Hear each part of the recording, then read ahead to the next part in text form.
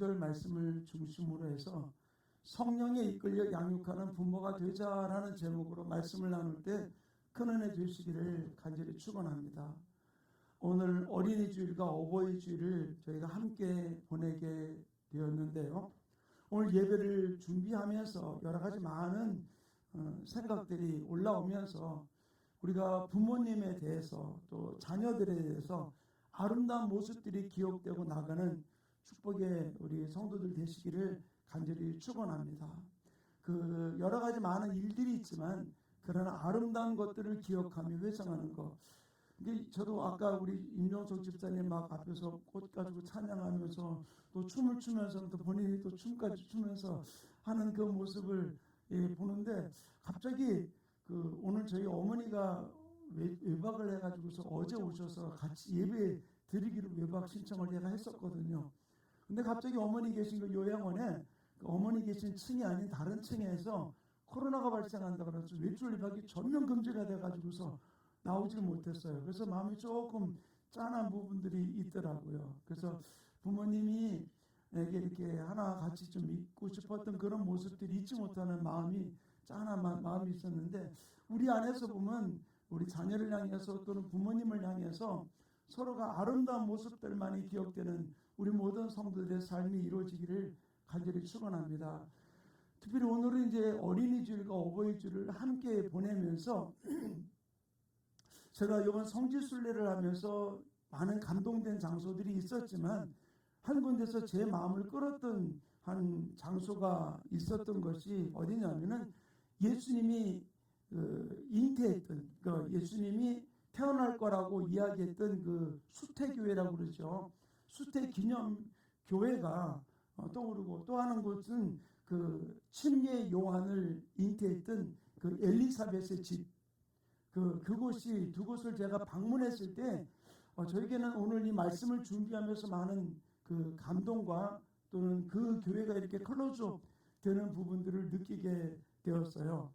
그 예수님의 수태교회는 저희가 그 성지순례 초기에 방문하게 되었고 침례 요한의 그 집은 출국하는 날 저희가 예루살렘에서 나오면서 거기를 방문하고 그러고는 이제 공항으로 오게 되었던 부분이었기 때문에 근데 두 집을 방문하면서 저에게는 주었던 감동 중에 하나는 이 마리아와 엘리사벳 이 두 사람 그 내 배에서 하나님의 아들이 태어날 거라고는 이 소식을 들었던 그 마리아는 결혼한 상태가 아니었잖아요.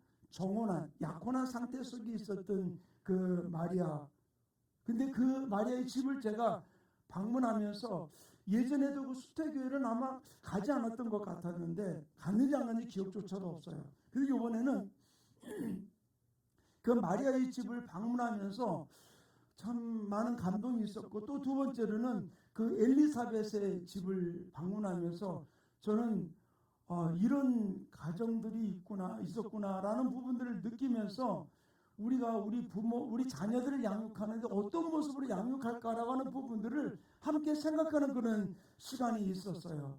당시의 상황이 결코 녹록하지 않은 부분들이었거든요. 먼저 사진을 좀 보도록 하겠습니다. 먼저 나사렛에 있는 수태고지 교회, 여기는 지금은 멋지게 지어져 있지만 이 수태고지 교회인데 이 외부에서 본 광경이고요. 자, 두 번째 사진을 좀 보도록 하겠습니다. 두 번째는 정면 모습입니다. 두 번째 사진이 수태고지 교회 정면 모습인데 이것을 그래픽으로 만들어가지고 여기 그림 하나하나가 예전에는 그 글씨를 모르는 사람들이 있다 보니까 그들에게 보여주었던 그 그림의 한 부분들을 보여주고 있고 제가 좀 오늘 시간상 그래서 안에 있는 동판 그 그림은 대문에 있는 그림은 지금 보여주지 못했습니다. 거기에 이제 예수님의 그 수태됐던 그런 모든 과정들을 이야기를 해주고 있어요. 그리고 세 번째는 마리아의 집입니다. 자, 여기가 그 교회 안에 지하에 있는 마리아에게 천사가 나타나가지고서 여기에서 내가 임신할 것이다. 그리고는 그것이 하나님의 아들이라고 얘기했던 것이 바로 이 장소입니다. 그리고 그 다음에 또 사진 보도록 하겠습니다. 그 다음에 사진이 마리아하고 요셉 엘리사벳이 만난 장소예요. 자, 누가 엘리사벳이고 누가 마리아일까요? 조금 배가 나온 게 엘리사벳이, 왜냐면 6개월 차이니까요.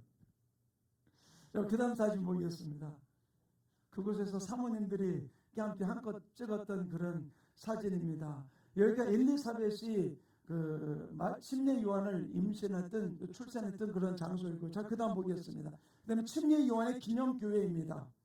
침례 요한이 태어났던 그런 기념교회고요. 그 다음에 침례 요한이 나왔던 그 다음 사진 좀 보겠습니다. 자, 여기가 침례 요한이 태어났던 곳입니다. 자, 근데 여기서 한번 여러분들이 질문을 좀 하나 드릴게요.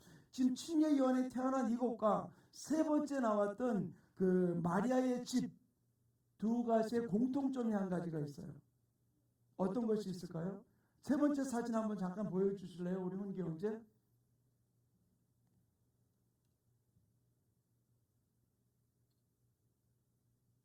세 번째 사진이요. 예. 자, 공통점이 뭘까요? 예? 동굴이에요.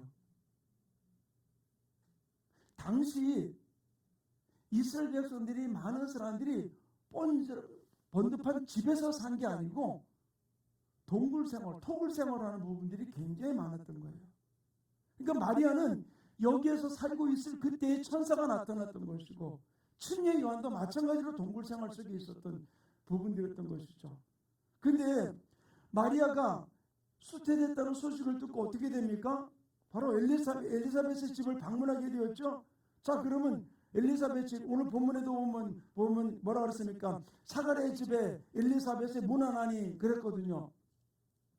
찾아서 바로 들어갔습니다. 마리아가 빨리 일어나서 산골로 가서 유대한 당내에 이르라고 그랬거든요. 자, 그러면 나사렛과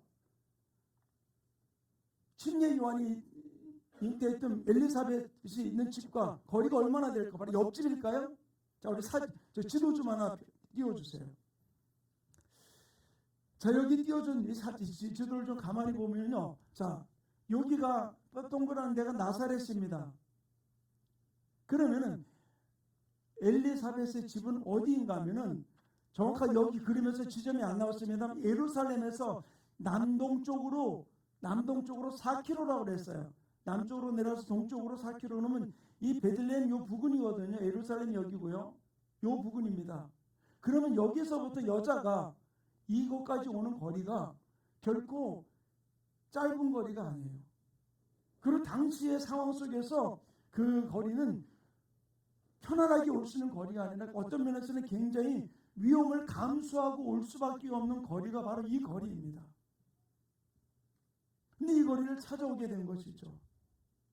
저는 이 모습을 보면서 하나님이 이들 가운데 어떤 일들이 이루셨는가라는 부분들을, 저는 많은 부분들을 느끼게 되었어요. 사랑하는 성도님, 우리가 내 자녀를 양육하고 또는 자녀를 키우면서 여러분 어떤 자세, 어떤 마음을 가지고 자녀들을 양육을 하고 있습니까? 마리아가 엘리사벳의 집을 방문했을 때 그 남편은 사가랴 제사장이었잖아요. 제사 드리러 갔다가 천사를 만나면서 내가 아들을 낳을 것이라는 이야기를 그가 믿지 못함을 통해서 벙어리 되어 나왔던 그 아버지 사가랴는 제사장이었었어요. 그런데 예수님과 6개월 차이입니다. 침례 요한이 6개월 빨리 태어나게 되었고 예수님은 6개월 늦게 태어난 거거든요. 그런데 둘이 친족 관계에 있었던 부분들을 많은 신학자들은 이야기를 하고 있습니다. 그런데 여기서 놀라운 일들 중에 하나, 오늘 우리 본문에서도 있습니다만은, 침례 요한을 엘리사벳을 방문했을 때 뭐라고 얘기합니까? 그 복중에서 그 아이가 뛰어놀았다 그랬어요. 마리아는 그것을 방문하자마자 자기가 임신한 소식을 이야기했는지 안 했는지 모르겠어요. 그러나 그 방문 소식을 듣고 엘리사벳의 태중에 있던 6개월 된 아기가 뛰놀면서 기뻐했던 부분들을 이야기를 해주고 있습니다. 그리고 우리 오늘 본문 말씀에서 45절에 그렇게 기록해 놓고 있잖아요. 엘리사벳이 뭐라고 이야기합니까? 주께서 하신 말씀이 반드시 이루어지리라고 믿은 그 여자에게 복이 있도다라고 이야기해 주고 있어요. 저는 이 말씀을 보면서 이 엘리사벳과 마리아가 어떻게 자녀를 양육했느냐, 저는 여러분들이 이야기를 해주고 싶어요. 예수님은 하나님의 아들이니까 성령님이 나타나가지고서 천사가 나타나서 엘리사벳에게 아이를 낳을 것이라는 사가랴에게 이야기해 줬기 때문에 바로 그들이 그렇게 이끌림 받았다라고 이야기한다면은, 그러면 나 자신은 성령 이끌림이 안 받는 사람입니까? 우리의 자녀는 성령님과 관계없는 아이입니까? 아니에요. 하나님의 아들 예수님이지만, 그러나 그를 임신한 것은 마리아가 임신한 거예요. 마리아가 임신해가지고서 그 아이를 낳을 때까지 10개월 동안 또 젖을 먹이면서 아이들과 함께 자라나면서 양육시키는 것은 마리아와 그 아버지 요셉이라는 것이죠. 침례 요한도 마찬가지입니다. 아버지 사가랴를 통해서 아이를 낳을 것에 대한 이야기를 들었어요. 그러나 10개월 동안 그 아이를 배고 있던 사람은 엘리사벳이었고, 그리고 그 이후에 그가 사역할 때까지 키웠던 것은 그 어머니 엘리사벳과 사가랴였다는 사실이죠. 그런데 그 부모는 아무 일도 하지 않았느냐는 거예요. 그게 아니라 이 부모들이 성령으로 잉태된 그 예수님과 침례 요한을 어떻게 양육했는가라는 부분들을 우리가 바라보면서 우리 아이들을 어떻게 양육할 것인가, 이 부분들을 저는 오늘 여러분들과 함께 말씀을 나누기를 원합니다. 예수님이 태어난 베들레헴, 아까 보셨지만 바로 예루살렘 밑이 베들레헴이잖아요. 그런데 나사렛에 살고 있던 그 마리아가 당시 황제의 친령에 의해 가지고서 호적하러 어디로 내려갔습니까? 베들레헴으로 내려온 것이잖아요. 그때는 만삭이 되어서 내려온 겁니다. 그러니까 어떤 면에서 볼 때는 이 마리아가 예수님을 출산할 그 당시의 상황은 결코 녹록한 상황이 아니었었어요. 힘들고 어려운 상황이었었습니다. 그리고 헤롯이 그 베들레헴 근방에 2살 아래 아이들을 다 죽일 그 무렵에 이 사가랴의 아들 침례 요한도 2살 아래자 6개월 차이니까 헤롯의 칼날 아래 있었던 것이, 많은 신학자들이 이야기하는 것이 침례 요한도 베들레헴에서 2살 아래 아이들을 죽일 때 그 근방에 포함되기 때문에 바로 이 침례 요한도 그 헤롯의 칼날의 수중에 있었던 모습이었다.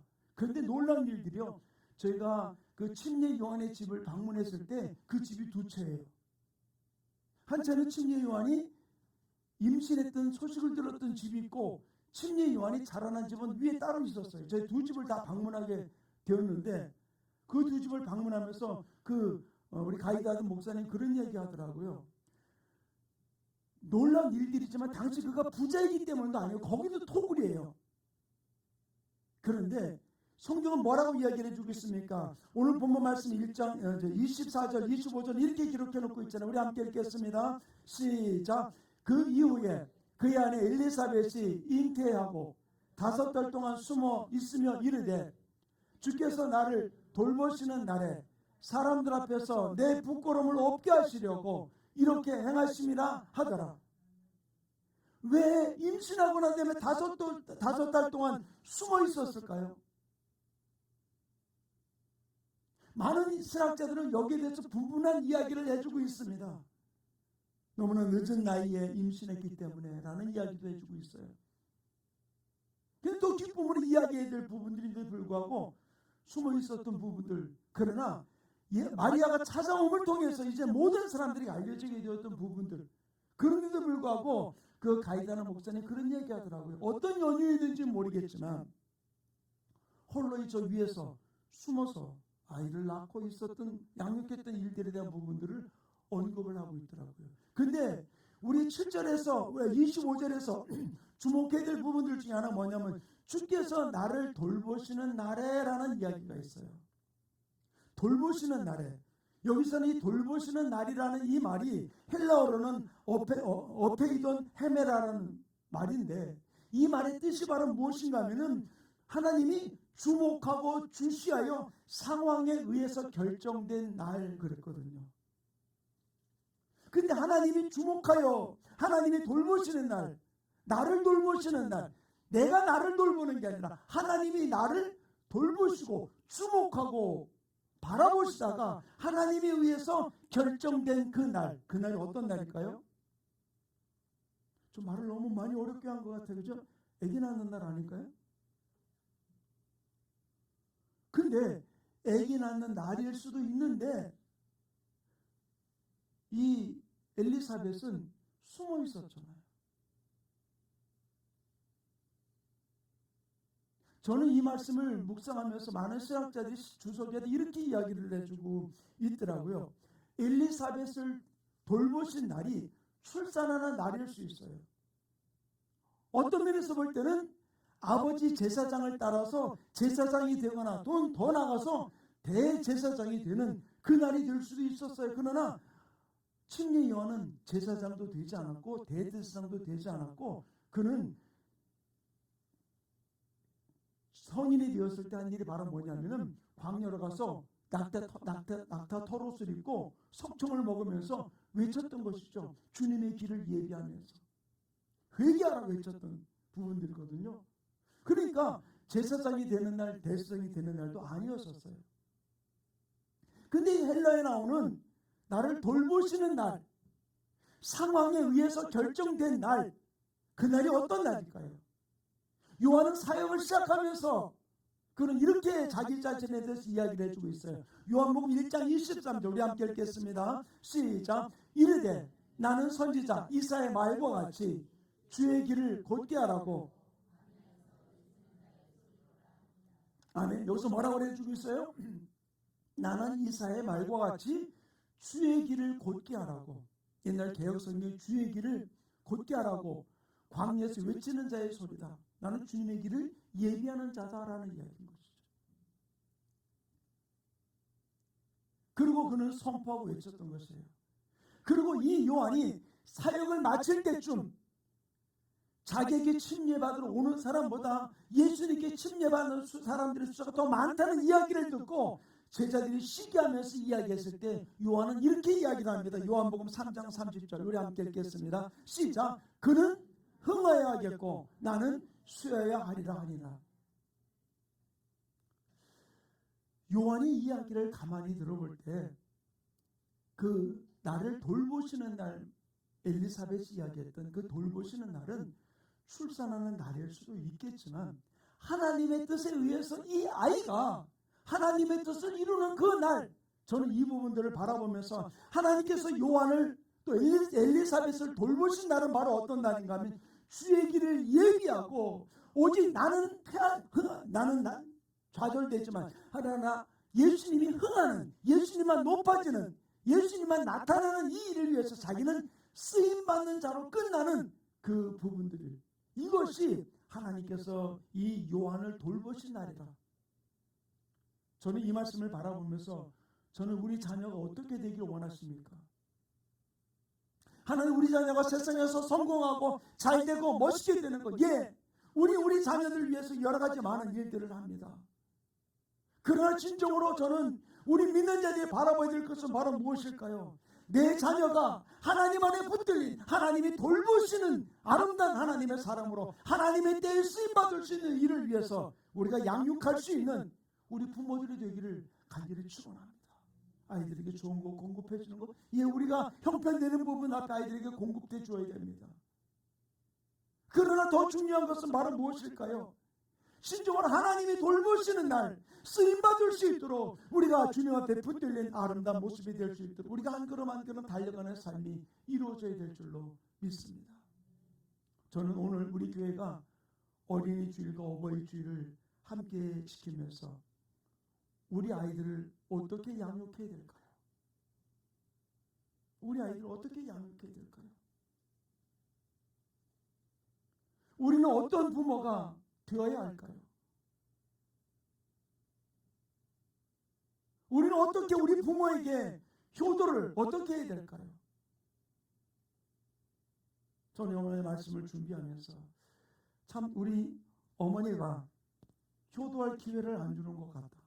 1년에 어쩌다 한두 번이지만 오늘 집에 모셔가지고서 한번 식사를 하려고 그랬더니 그것도 거기에 코로나가 제가 어떻게 할 수 있는 상황이 아닌 부분들로. 그렇잖아요. 우리 부모님들은 기다려주지 않잖아요.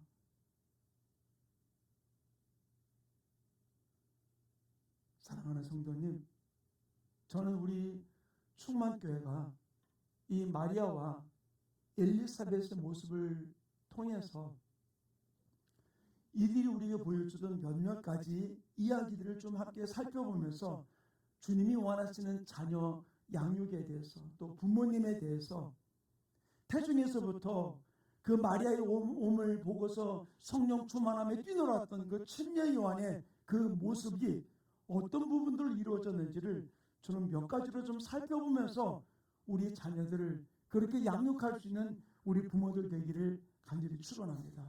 첫 번째로는 우리 자녀를 어떻게 양육할 것인가. 자녀 양육은 환경이 있지 않다는 거예요. 맹모 삼천지교라고 그래가지고서 자식을 위해 가지고서 3번씩이나 이사 다니면서 좋은 양육을 받게 하려고 했던 맹모 삼천지교에 대한 이야기 우리가 너무나 잘 알고 있잖아요. 예, 맞습니다. 좋은 환경, 좋은 학교, 좋은 곳에서 우리 아이들을 양육해야 될 부분들, 예, 맞습니다. 그런데 좋은 환경이 우리 자녀 양육에 우선순위가 되어서는 안 된다는 사실이에요. 왜 그러느냐? 우리 마리아와 엘리사벳, 저는 두 사람의 이야기를 제가 왜 보여주면서 다시 여러분의 공통점이 무엇이냐는 이야기를 좀 했어요.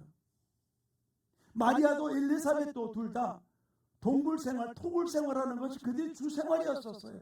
주거지였었어요. 그리고 마리아는 임신했을 때, 만삭이 되었을 때 황제의 친령에 의해 가지고서 그를 호적하기 위해서 베들레헴이라는 거리로 오기 위해서 그는 그 무거운 몸을 이끌고 왔던 사람이었고, 그리고 아기를 낳을 곳이 없어가지고서 구유에 낳았다. 그런데 가이드 목사님이 그런 요번 얘기를 하더라고요. 우리가 말구유에 낳았다고 착각하지 말아라라고 이야기를 하면서 여러 가지 정황에 대한 부분을 이야기했다고요. 그게 아니라고. 제가 이제 나중에 다시 한번 설명을 한번 드리겠습니다만은, 어쨌든 이 모습이 결코 마리아에게는 편한 모습은 아니었었어요. 엘리사벳은 어땠습니까? 요한이 태어날 때 6개월 됐을 때 헤롯에 의해서 죽음의 위기 속에 있었던 그런 두려움 속에 있었던 상황이었던 것이 이들의 모습이었었어요. 어떤 면에서는 여건이, 환경이 전혀 이들에게는 편안한 환경이 아니었었어요. 먼 거리를 여행을 해야 되고, 그리고 자식이 죽을 위기 속에 있는 생명의 위협을 받는 그런 긴박한 상황 속에 있었던 모습이었었습니다. 그런데 우리는 좋은 환경이 우리 자녀를 아름답게 성공하는 사람으로 만든다고 생각을 할 때 많이 있습니다. 예, 맞아요. 좋은 환경이 우리 아이를 그렇게 만들 수 있는 부분들도 있습니다. 그러나 가장 중요한 것은 바로 무엇입니까? 하나님을 믿는 믿음의 삶이 우리 자녀를 올바로 양육할 수 있음을 우리는 기억하기를 간절히 축원합니다. 그것이 왜 그러냐? 오늘 우리가 있는 나가는 말씀 가운데 저는 특히 우리 부모가 어떤 모습으로 살아가야 하느냐, 특별히 그 중에서 우리가 어머니들이 어떤 모습으로 살아가야 하느냐가 굉장히 중요한 모습임을 저는 이 마리아와 엘리사벳을 통해서 깨닫게 되는 부분들이 있었어요. 마리아가 그의 천사가 방문해 가지고서 자기는 정원하였고 처녀였고 남자도 알지 못하는 그런 상황 속에서 자식을 낳을 것이다. 네가 잉태하는 것은 하나님의 아들이라는 이야기를 했을 때 마리아가 뭐라고 이야기를 합니까? 누가복음 1장 38절은 이렇게 마리아가 고백을 합니다. 우리 함께 읽겠습니다. 시작. 마리아가 이르되 주의 여종이 오니 말씀대로 내게 이루어지이다 하며 천사가 떠나가니라. 저는 마리아가 환경에 의해서, 지금 자기 환경이 어떻습니까? 지금 그 남편 정혼했던 요셉도 마리아의 임신 소식을 듣고 어떻게 했습니까? 성경은 그는 의로운 사람이라 공개적으로 이야기해가지고 돌에 맞아 죽게 할 수도 있었지만 의로운 사람이라 가만히 끊고 자했다라고 그랬잖아요. 결코 이것은 정혼한 남편이었었지만 그도 이 임신한 마리아를 받아들일 수 있는 마음이 없었던 거예요. 그러나 천사가 나타나서 그에게 이야기했을 때 그를 낳기까지 동침치 않았다라고 이야기를 해주고 있는 것이죠. 그렇다면 마리아가 임신한 기간 동안에 그의 삶은 결코 좋은 환경이 아니었었어요. 그러나 이 마리아는 어떻습니까? 믿음으로 고백하고 믿음으로 주님 앞에 나아갔고, 이 부분들을 바라보면서 엘리사벳은 뭐라고 얘기해주고 있습니까? 주께서 하신 말씀이 반드시 이루어지리라고 믿은 그 여자에게, 마리아에게 복이 있도다라고 이야기하면서 45절에 마리아를 축복해주는 모습을 볼 수 있어요. 사랑하는 충만교회 성도님, 내가 할 수 있는 한 좋은 환경 속에서 우리 자녀를 양육하는 것, 그걸 포기하라는 얘기가 아닙니다. 좋은 환경 속에서 우리를 아이들을 양육해야 되는 것은 분명한 사실입니다. 그러나 우선순위가 그것이 아니라 내가 믿음으로 반응하며 믿음의 삶을 통해서 우리 자녀를 양육하며 나갈 수 있는 우리 충만교회 모든 성도들의 삶이 이루어지기를 간절히 축원합니다. 우리 자녀 양육은 환경이 아니라 부모의 믿음의 고백 위에 자라난다는 사실을 우리는 기억하면서 믿음의 고백을 하면서 그들을 양육하며 나가는 우리 부모들 되기를 간절히 축원합니다. 두 번째로는 부모가 성령에 이끌린 삶으로 양육해야 된다는 것이에요. 하나님 알아서 다 하시겠지. 하나님 알아서 하시는 건 하시지만, 그러나 부모가 성령 안에서 이끌린 삶을 살아가게 될 때 이것이 바로 자녀를 양육하는 삶이 돼요. 근데 어떤 때는 아이들이 깨닫지 못할 때가 많아요. 저는 우리 아이들한테 참 미안한 거지 많은 게, 우리 둘이 좋아가지고 열심히 여기저기 쫓아다니면서 집회 세미나도 참석하고 집회도 참석하고, 또 어떤 때는 가서 이제 집회를 이끌어 가기도 하고 그러면 애들 둘은 방치된 모습이 될 때도 굉장히 많았죠.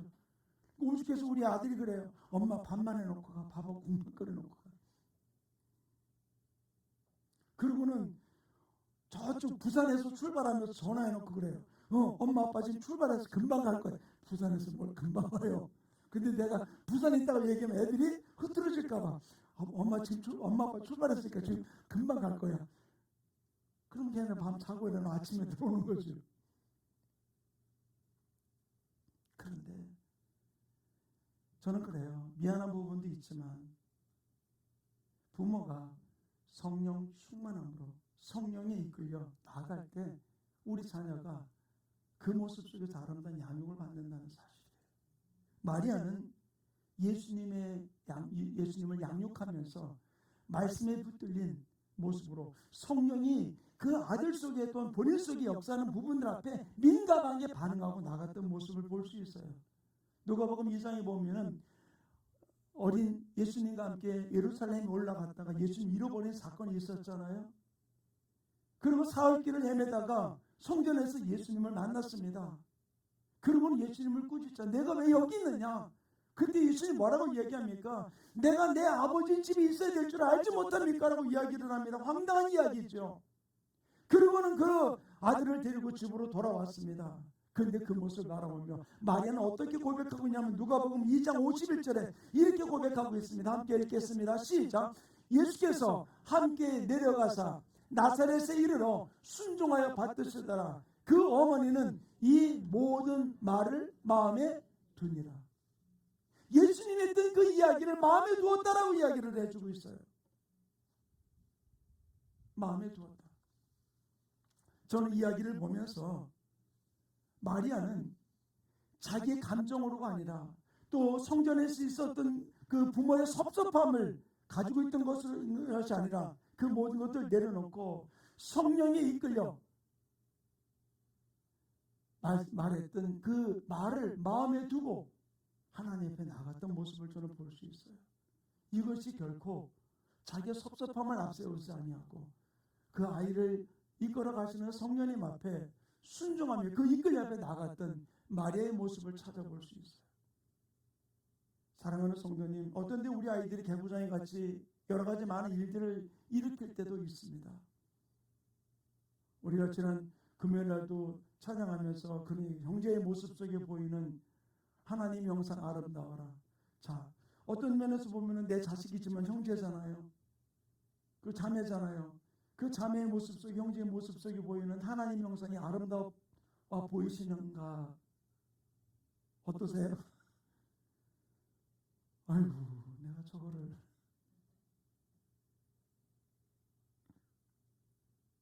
그러나 하나님이 내게 맡겨준 자녀임을 내가 믿는다면, 또 내가 성령에 붙들린 하나님의 사람이라고 믿는다면, 그 형제의 자매 모습 속에, 그 자매의 모습 속에 내 아들과 딸, 또 내 주변에 나를 힘들게 하는 그 사람 속에 있는 하나님의 형상을 바라보면서 우리가 나아가는 성령에 이끌린 아름다운 삶이 이루어지기를 간절히 축원합니다. 나를 힘들게 하는 저 왼수가 아니라 저 원수가 되는 거예요. 원수가 우리 한문에 다루잖아요. 원수, 가장 존경할 만한 분이. 저는 이 마리아는 섭섭함이 있었지만, 그러나 예수님이 하는 그 이야기를 그는 마음에 담아두고 성령에 이끌려 나갔던 이 마리아의 모습. 침례 요한도 성경에 기록된 짧은 엘리사벳의 모습 속에서 성령에 이끌려서 아이를 양육했던 모습을 볼 수 있는데, 자 보세요. 그 남편 사가랴가 성전 안에 예비하러 제사하러 들어갔다가 벙어리가 되고 나왔어요. 무슨 얘기인지 하나도 못 들었습니다. 근데 아이를 낳을 때 이름을 뭐라고 그러느냐? 그때 아버지 이름을 따라 사가랴라 하자고 이야기했어요. 근데 이 어머니 엘리사벳이 뭐라고 그러냐면 아니다 그래요. 우리 누가복음 1장 60절 말씀 우리 한번 같이 읽겠습니다. 시작. 그 어머니가 대답하여 이르되 아니라 요한이라 할 것이라. 그때 사람들이 말, 너네 집안에 요한이라는 이름이 없는데 왜 요한이라는 이름을 하느냐? 왜? 당시에는 아버지나 조상들의 이름을 가지고 와서 다시 활용하는 부분들이 있었던 것이거든요. 그래서 아버지 이름을 따라서 사가랴라고 하려고 그랬더니 아니다, 이름을 요한이라고 그랬거든요. 그때 그 사가랴가 서판을 달라고 그래가지고 거기다 요한이라는 이름을 씀을 통해서 그가 고백하고 입이 열리게 됐던 모습을 볼 수 있죠. 저는 이 모습을 바라보면서 이 엘리사벳도 성령에 이끌려 그 남편과 함께 이 아이를 양육하면서 동일하게 요한이라는 이름을 받았던 이들의 모습을 찾아볼 수 있는 것이죠. 저는 이 모습이 이들이 성령 안에 붙들려 한 걸음 한 걸음 나갈 때 아름다운 역사가 일어났던 모습임을 저는 고백할 수 있다는 것이에요.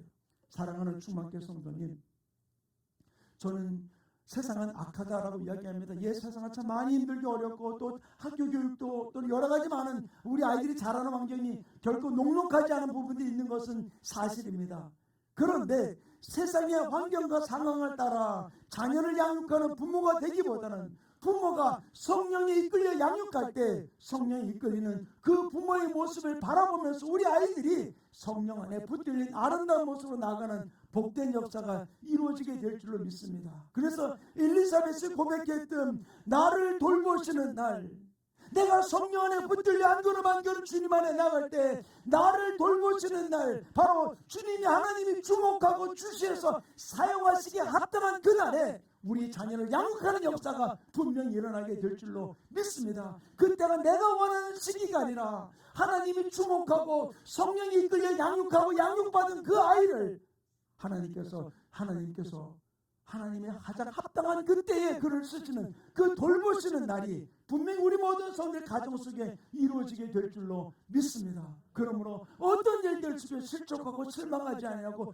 주님을 바라보며 달려가는 이 어린이날 어버이날을 맞이하면서 우리 교회가 또 우리 모든 성들이 오직 성령에 붙들린 모습으로 달려가는 축복의 주인공들 되시기를 간절히 축원합니다. 이사 함께 기도하는 시간을 좀 갖기 원해요. 내 자녀를 주님께 올려드리면서 하나님, 내가 성령에 이끌려서 아이를 양육할 수 있게 도와주시고 주님과 하나 되어 달려갈 수 있는 성령에 이끌려 양육하는 부모가 되게 도와주시고 우리 가정이 되게 도와주시고 우리 자녀 되게 달라고 오늘 말씀을 붙들고 주어버려 주고 동성으로 기도합니다.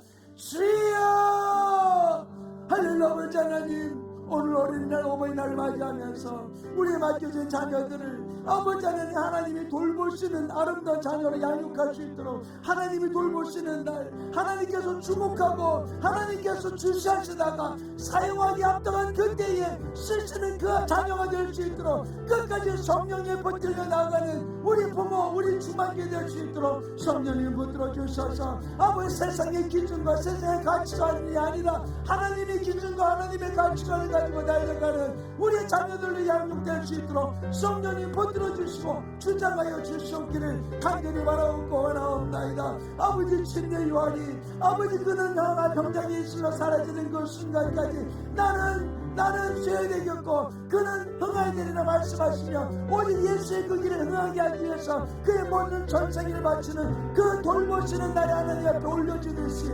우리의 자녀들이, 우리의 가정들이, 우리의 충만교회가 하나님의 돌보시는 그 날에 아름답게 쓰임마리가 달려가는 복된 역사가 될 수 있도록 능력으로 인도해 주시고 붙들어 주시고 주장해 주시고 역사하여 주시옵소서. 사랑이 많으신 하나님 아버지, 오늘 어린이날, 어버이날을 맞이하면서 우리가 함께 이 주일 예배로 주님께 올려드리며 우리의 자녀들을 환경으로 양육하는 자가 되지 아니하고 믿음으로 양육하고 성령에 이끌려 양육하여서 하나님이 원하시는, 하나님이 돌보시는 날, 하나님이 주목하고 주시하셔서 사용하기로 결정된 날에 뜨겁게 쓰임받을 수 있는 우리 충만교회와 우리 성도들의 가정과 자녀들 되게 축복하여 주시옵소서.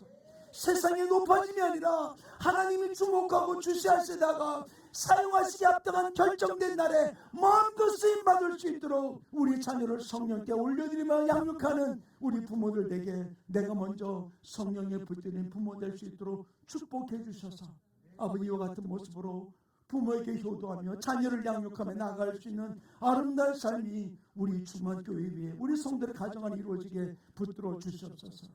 이 시간 나사렛 예수 이름 절주하노니 더러운 마귀의 사탄 귀신들이 세상에 같이 가지고 우리 자녀를 양육하게 만드는 어둠의 세력이 장난하는 나사렛 예수 이름으로 절주가 명하는 모든 묶을 풀고 떠나가고 성령에 붙들린 아름다운 모습을 양육하여 영광 돌리는 복된 주인공들 되게 축복하여 주시옵소서. 그래서 하나님이 주목하고 주시해서 사용하기에 가장 합당한 그날에 우리 가정이, 우리 자녀가, 우리 교회가 최고로 뜨겁게 쓰임받는 우리의 삶이 되게 축복해 주시옵소서. 감사하며 예수님의 이름으로 축복하며 기도하였습니다. 아멘. 우리 찬송